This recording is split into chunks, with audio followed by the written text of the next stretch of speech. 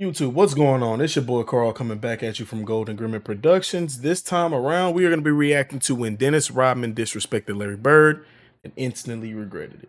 If you are new, please like, share, and subscribe to the channel. I greatly appreciate it. It helps me out tremendously. So we're going to hop straight into this video. Today I'm back with another video. So today's video we're going to be talking about the time Dennis Rodman disrespected Larry Bird and had to pay the price for it. But before we get in the video, make sure you guys smash the like button and also subscribe to the channel to catch all the new content. We're releasing daily videos, so you definitely don't want to miss out. But with that being said, let's get into the video.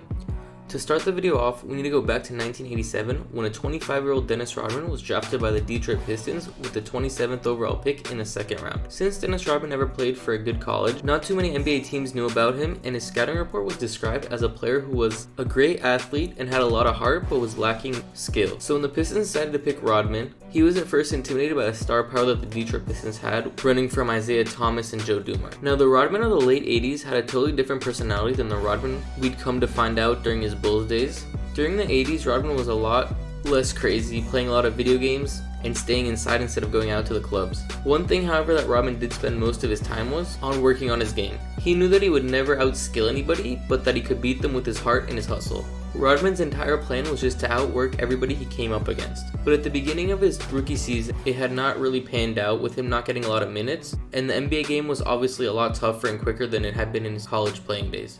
But I didn't let that discourage me, because I know I'm a rookie and every little thing I do is going to be a mistake, so I just got to go out there and play. In the second half of the season, I've been doing real well. After only getting about 5 to 10 minutes in the first half of his rookie season, Dennis's hard work finally paid off and he made the 8-man rotation and was now receiving over 20 minutes a game. Rodman was looked at as a defensive specialist, with coach Chuck Daly letting him guard the best player on the court. Because of Rodman's quick feet and his relentless attitude, it made him the perfect player to guard some of the elite players in the NBA. And of course, one of these elite players happened to be Larry Bird. Rodman always waited for the matchups against Bird and was super motivated, and he wanted to prove that he was able to stop the best guys in the league, and this was one of his matchups which he looked forward to the most. Although he had a lot of success with some of the best players in the league, in his rookie season, Rodman had a ton of problems guarding Larry Bird. Dennis. Bird against Rodman. Spins around the rookie. Reverses it in. Dennis Rodman just went to Larry Bird University for a term there. First period. And Bird gets the roll with Ames for three again. And Rodman the rebound. And Bird steals the ball. And McHale gets the basket. And the basket counts in a foul, and Larry Bird made another incredible play. You just cannot stop thinking when you play against the Celtics. Now here's Rodman, and you watch Bird just slip around from the blind side, tip it to McHale, and Rodman came up underneath McHale, so he'll get the foul. Bird gets the ball away. First bucket for Larry. Playing with a lot of cockiness right now, and boy, Larry's leaner. Switching big people out on those players like that. Bird gets Rodman airborne. Now although Rodman did have one nice steal and a poster dunk on Bird, Sure does find the soft spot in the Celtics defense to get open for those outside shots. McHale, who has 20. And a steal by Rodman. 3-on-1 break. Thomas. And Rodman gets the basket, and Larry Bird with his second foul of the game. it was clearly Larry who got the better of the matchups, where in the 3 games they played, Larry had 23-9, 31-8, and 27 points. I think, bro, if they ever created an award after Dennis Rodman, bro, it would be the Hustle Award, because I think that man's hustle was unmatched in regards to, like, he wasn't giving you no points, but he was giving you defense, rebounds, and flat out hustle. He was diving all over the place. He was going crazy on the rebounding and defensive side, bro. And I'm pretty sure if anybody outside of Larry Bird would have been a hard matchup, period. Shooting insanely efficient from the field. In the 80s, the Celtics-Lakers rivalry was at its peak. But towards the end of the 80s, the bad boy Pistons were on the rise. But in order to make it to the finals, the Pistons had to get past the Celtics. And in the 87 season, the Celtics and the Pistons would meet in the conference finals. Although the series went 7 games, Larry Bird was obviously the most dominant player in that series, averaging 27 points, 10 rebounds, and 7 assists. Rodman was assigned the task of trying to contain Larry Bird, but had a really difficult time with it. After the Pistons lost in the 7th game, Rodman had some controversial comments about Larry Bird, and Isaiah Thomas got involved as well. If Larry was a black guy, he just would be a regular old basketball player. Bro, I hate these comments, dog. Like it's just like when you talk about rapper, like artists, like how they say if Eminem was black, it would he just be like if we don't operate in ifs, bro. We don't operate in what ifs. That man is white, bro. He was one of the greatest to ever do it. I really don't like these type of comments because it's almost demeaning. It undermines the skill of the player because you basically saying, well, if he wasn't, no, it's even more impressive, especially in the 80s. But I really don't like, bro, because it just give me hater vibes, bro. Like every single time I hear somebody say, oh, if he was black, man, just cut it out, bro. Stop hating. Stop hating and just acknowledge the greatness, bro. You struggled against him. You did good against black players, but you struggled against the white one, bro. Like, it is what it is.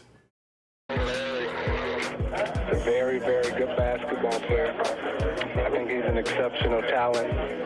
But I'd have to agree with Rodman. If he was black, he'd be just another good guy.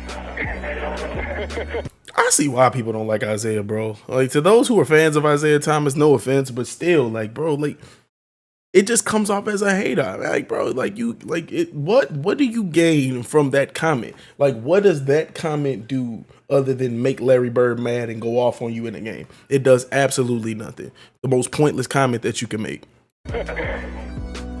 Although when asked, Larry Bird said he didn't care, you knew it definitely motivated him. One of Bird's biggest commercials back in the day was a commercial about Rodman. I kind of laughed when Rodman asked me to do an escort commercial. You see, I'm 6'9". An escort's about 4'6". When Rodman gave me this escort with these special options at this price, well, I had some face to save.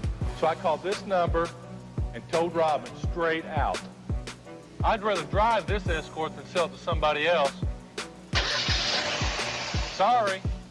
The Pistons were the best defensive team in the NBA, and they were ready to support Rodman and do whatever it takes to stop Larry Bird. But no matter how hard they tried, they just couldn't do it.